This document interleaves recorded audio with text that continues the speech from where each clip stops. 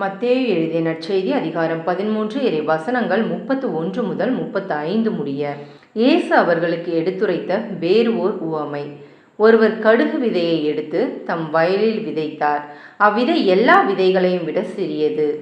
ஆனாலும் அது வளரும்போது மற்றெல்லா செடிகளையும் விட பெரியதாகும். வானத்து பறவைகள் அதன் கிளைகளில் வந்து தங்கும் அளவுக்கு பெரிய மரமாகும். விண்ணரசி கடுகு விதைக்கு ஒப்பாகும். அவர் அவர்களுக்கு கூறிய வேறு ஓர் உவமை. பெண் ஒருவர் புளிப்பு மாவை எடுத்து 3 மரக்கால் மாவில் பிசைந்து வைத்தார். மாவு முழுவதும் புளிப்பேறியது.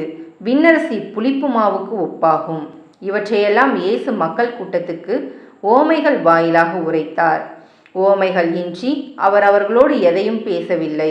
நான் ஓமைகள் வாயிலாக பேசுவேன், உலக தோற்றம் முதல் மறைந்திருப்பவற்றை விளக்குவேன் என்று இறைவாக்கினர் உரைத்தது இவ்வாறு நிறைவேறியது.